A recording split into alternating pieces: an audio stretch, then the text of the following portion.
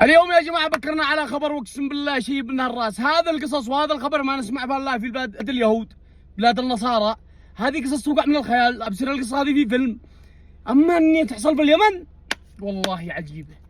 انه واحد يخطف وحده ويستدرجها لمكان بعدين يقطعها وصل يرجمها في حوش، وصل يرجمها في مزرعة، ووصلها يرجمها مدري رجم والديهن. المهم بعدين سبحان الله ما فضح الله الا بواحد بالصدفة، عزكم الله البيارة حقه سدت وصار الداع عمال قال صلحوا لي البيارة مدري ما لها يا جماعة، سدت البيارة حق البيت. جو يحفروا يا جماعة والقوا وصلت آدمي يد وصلت يد حق آدمي في البيارة. الرجال طنن هو العمال ما ادري ايش فعلوا، راحوا اتصلوا الجهات المختصة قالوا تعالوا للشرطة ومدري ايش، بسروا لقينا يد آدمي في البيارة. افتجعوا الناس بسرعة حققوا منها لها سبحان الله. لو ما طلع واحد انه سدرج لك واحدة مرة وقطعها. لا حول ولا قوة الا بالله، حسبي الله ونعم الوكيل. لا وين حال الوضع بعض الناس في هذه البلاد.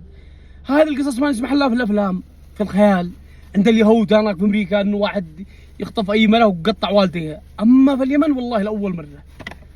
الله يكفينا شرهم. هو يا جماعة منين خرج هذا ايش به؟ قالوا بعدين عليه قصص بلاوي وعليه سوابق من اول هالرجال هذا، وقد احتبس وقد خرج. والان سبحان الله ربك فضحه، من ادري ايش قد سوى غير هذه البلاوي.